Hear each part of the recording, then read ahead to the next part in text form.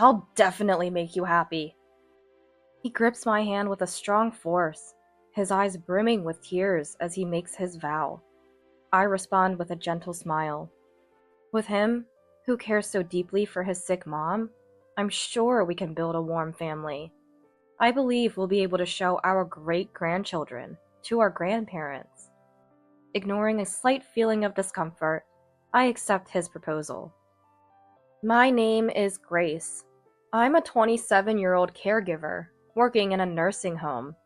Having lost my parents in an accident when I was young, I was raised by my maternal grandparents and still live with them. My grandmother is playful but serious at heart, always scolding me if I do something against morals. In contrast, my grandfather has a face like a wise old man, always gently patting my head, a person of great kindness. He was a business-savvy man who built up a considerable fortune, but you wouldn't know it from his demeanor at home. He teaches self-defense to kids in the neighborhood, never raising his voice, even with the naughtiest of children. As a tomboy, I used to wonder what it would take to anger my grandfather, putting frogs in his hat or giving him a homemade jack-in-the-box for his birthday. But it was always my grandmother who scolded me, while my grandfather would just laugh and stroke my head. Being healthy is what matters most, he said. Raised by such loving grandparents, I lead a fulfilling life, both at work and with friends. But there's one thing that troubles me. On a free day with no plans, enjoying my blissful time eating ice cream and watching TV, my grandmother would ask, "Grace, have you found someone nice?" Here we go again. This is her probing question, concerned about my being single. It's become almost a catchphrase, so I brush it off as usual. Nope, I'm too busy with work. Any prospects at your job? None at all. It's all women, and the patients are all grandpas and grandmas. I see. I'm looking forward to seeing my great-grandchild. I'll pass away if you don't find someone soon, Grace. I want a partner and to show my grandmother her great-grandchild, but I don't have the energy to go out looking for someone on my day off. As if to defend me, my grandfather joins the conversation. Don't worry, this chatty old lady is too noisy for God to handle, so he won't call her so soon. Grace, take your time finding the right person. Oh, Grandpa. My grandmother shifts her complaints to him. I slip out of the room, quietly thankful to my grandfather. A month later, a shadow fell over those peaceful days where we could joke so lightheartedly. My grandmother, who was supposed to be healthy, collapsed at home and was rushed to the hospital in an ambulance. Fortunately, she regained consciousness quickly and was able to come home after a short stay in the hospital, but she was left with a paralysis in her leg. Both my grandfather and I were deeply worried about her, but she continued to do household chores, dragging her leg and saying, "I'm not ready to go just yet." And she laughed. Even seeing her in such a brave light, I couldn't shake the reality I had been avoiding. My grandparents were aging, and their time was limited. I wanted to show them their great-grandchild. After my grandmother's collapse, I became more determined and started actively participating in social gatherings organized by friends. That's where I met William, a corporate employee 5 years my senior. William is a sociable and entertaining elite working for a major corporation, with many friends and shared interests with me. We hit it off immediately, and soon started hanging out, just the two of us. William showed interest in me, and I wasn't averse to him either. Then, 3 months after we met, he invited me to a restaurant with a beautiful night view. Filled with nervous anticipation, he said to me earnestly, "Grace, I want you to marry me." Marry? His proposal, skipping past the dating phase, took me by surprise. William gently grasped my hand, which hung open in shock. "I fell for you the moment I first saw you. It's so much fun being with you. and I don't think I'll ever find anyone like Grace again. Ugh. We're both not getting any younger, and it seems a waste to just date halfway. I want to get married and start a family soon. That's true, but I had imagined dating William and eventually getting married, but I never thought about such a sudden marriage proposal and couldn't find the right words to respond. Seeing my hesitation, William released my hand and smiled weakly. Sorry, I rushed you. Actually, my mom is ill and doesn't have much time left. Your mom? His confession was more shocking and serious than the proposal, bringing me back to earth. Yeah, my mom wants to see her grandchild, and I wanted to make that happen. I rushed without considering Grace's feelings. I'm sorry. I know it's troubling to hear this. William. Looking at his somber face, my heart clenched. I remembered the shock and regret I felt when my grandmother was rushed to the hospital. He's just like me. He wants to marry to bring a smile to his family's face, just like I have a hidden desire to do the same. And I understand the pain of losing parents. That's why I found myself wanting to accept him, someone who cares so deeply for his mom. William is a bright and fun person. Together, we could surely build a happy home. With a once-in-a-lifetime resolve, I clasp my trembling hands and face William. Okay, let's get married. William, surprised by my answer, looks up. Really? Yes. Smiling reassuringly, I see his eyes well up with tears. Thank you! Thank you! I'll definitely make you happy. Caught up in this unexpected turn of events, I feel like I'm in a dream. But I decided to trust this man who values family so much. After that, William became incredibly proactive. The day after I accepted his proposal, he suggested we register our marriage immediately so we could have children whenever we wanted. Having been raised by my strict grandmother, I firmly rejected this idea, saying it was out of order. I also harbored a desire to have a ceremony and show my grandparents me in a bridal gown. William didn't give up easily, but he eventually agreed to first meet my grandparents. I had suggested meeting his family first. Mom's not well right now. He gently declined. Though I had agreed to marry him, I felt a bit uneasy about how hurriedly William was pushing things. But when he said with a smile, I just want to be with Grace as soon as possible, I couldn't outright say it was strange. With that little bit of unease, the day William was to meet my family arrived. Greeted at the entrance, William offered his usual, refreshing smile to my grandmother.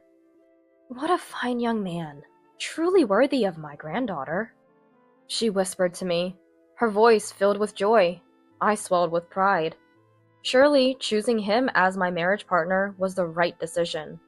With confidence, I introduced him to my grandfather, who was already seated in the living room. Grandpa, William is here. Nice to meet you. I'm in a relationship with Grace, with the intention of marrying her. Ah. My grandfather, rising from his seat, froze upon seeing William's face, and his usual smile vanished. Leave, please. What? I won't approve of a marriage with this man. What? Grandpa? Not only I, but also my grandmother was shocked by my usually gentle and supportive grandfather's outright rejection. William, too, stood with a stunned expression, having just been bluntly dismissed. What's wrong, Grandpa? What's the problem with William? There's nothing specific. I just don't like the look in his eyes. What? I glanced at William's face. He may not be particularly handsome, but I thought he had a kind, gentle face. Grandpa, it's not right to judge someone by their appearance. Grace, look closely. His eyes, his smile, his mouth, they're all fake. He has the face of someone who's used to lying. Lying? I looked at William again, who now furrowed his brows in distress. Grace, don't you trust me? I just want to build a happy home with you and show my mom her grandchild. His earnest plea pained my heart. Grandpa, William is a kind man who cares deeply about his family. He's very attentive to his sick mom. Then bring that mom here. What? Startled by my grandfather's outrageous demand, William visibly panicked. That's impossible. Mom is hospitalized. Then bring your father. Grandpa? As I protested, my grandfather seemed to come back to himself. I won't approve it. And then left. Sorry about Grandpa. On the way back from my family home, I apologized to William, who walked silently ahead. Grace, it's not your fault. I think Grandpa is just sad about his precious granddaughter being taken by a man he doesn't know. William. His generous response reassured me, but only for a moment. So when are we registering our marriage? What? Surprised, I looked at his face, which bore the same calm smile as always. How about the day after tomorrow? But Grandpa said he doesn't approve of our marriage. Marriage is a matter between the two people involved, right? It's unfortunate that Grandpa doesn't approve, but my parents are looking forward to it. His argument seemed logical, but I remembered my grandfather's arms holding me when I couldn't sleep at night after losing my parents.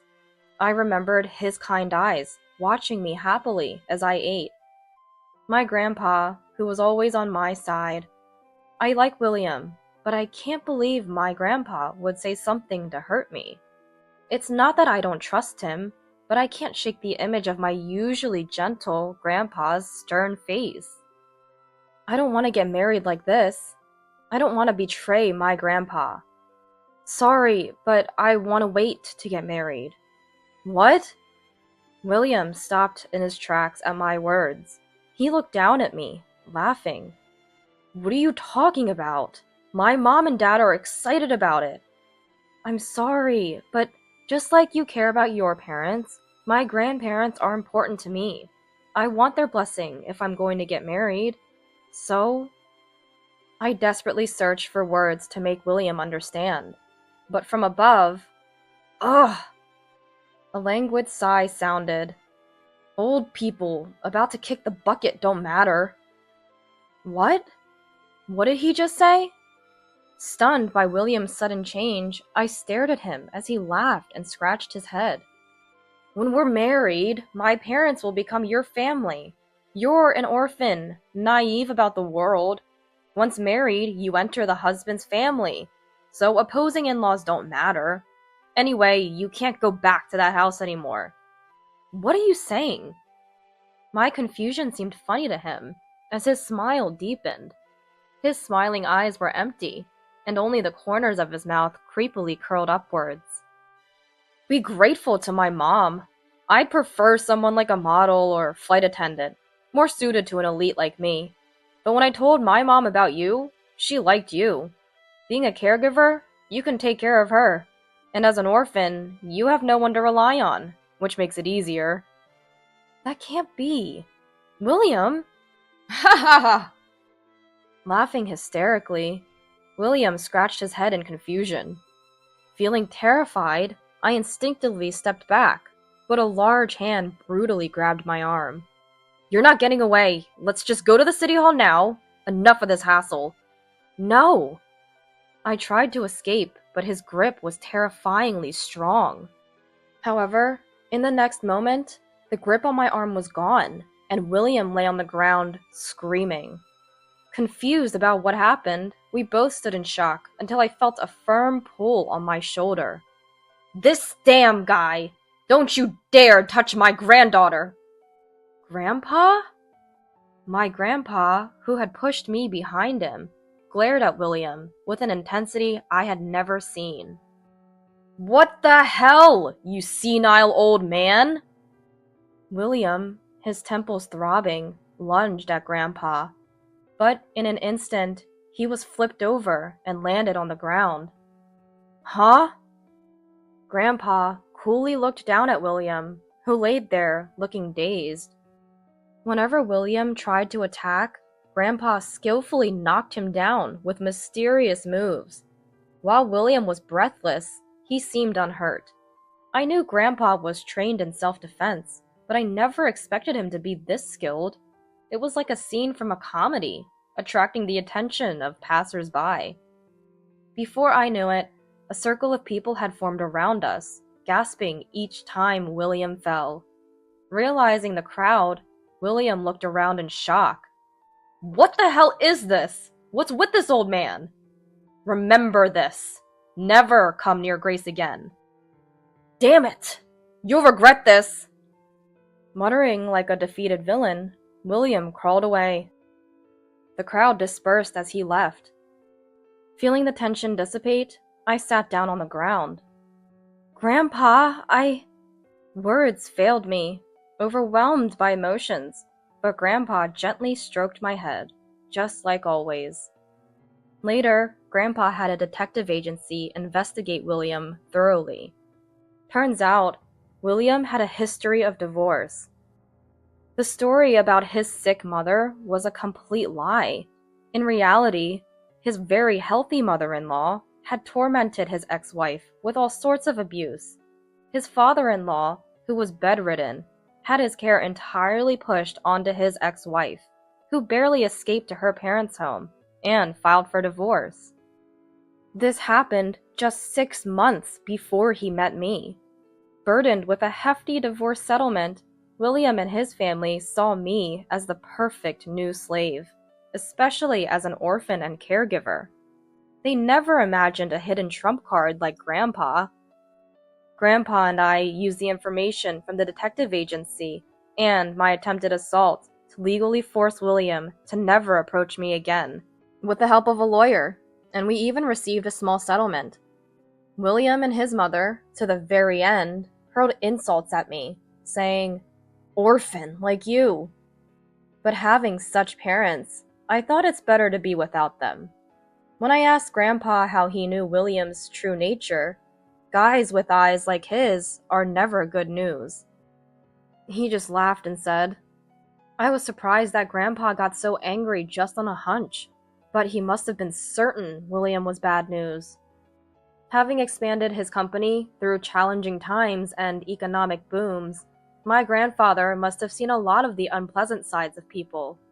Yet, he never let me feel that hardship, always smiling kindly at me. He's truly amazing. On the other hand, Grandma was so upset upon learning William's true nature that I felt sorry for her. "Grace, I'm so sorry. It's all because Grandma rushed you about wanting to see your grandchildren." I gently patted her back.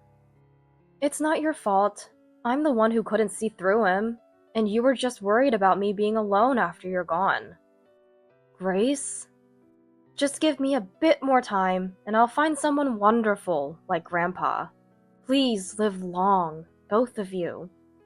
When I smiled, Grandpa nodded heartily. "Yes, Grandma will live to be 100, even 200 years old, just to see your happiness," Grandma declared, returning to her usual cheerful self, making a fist with determination.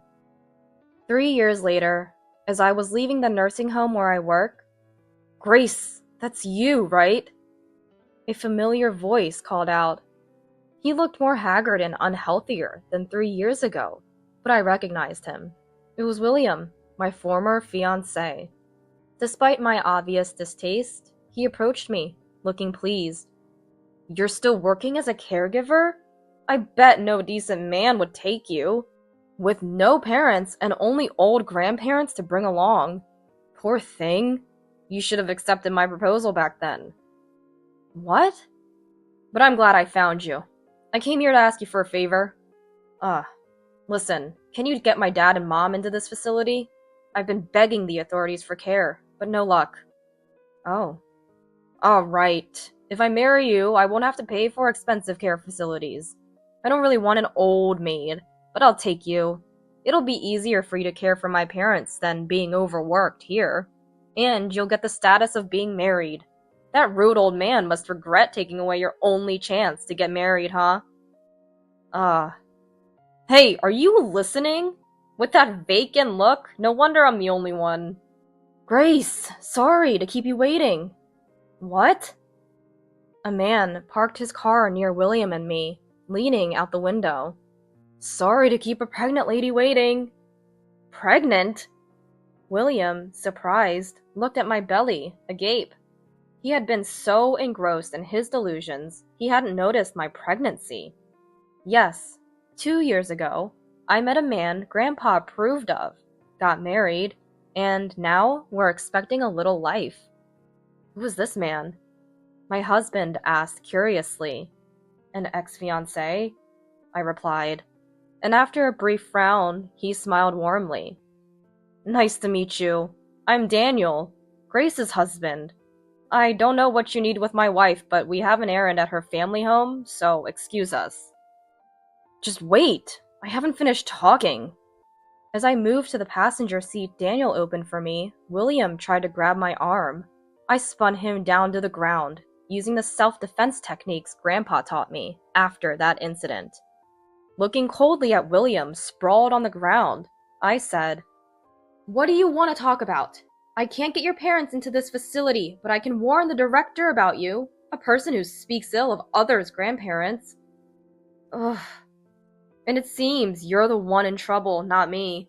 After we broke up, you tried to deceive a young girl at work, but got sued and had to pay another settlement. Lost your job and now your mom needs care, right? How did you end up like this? How do you know that?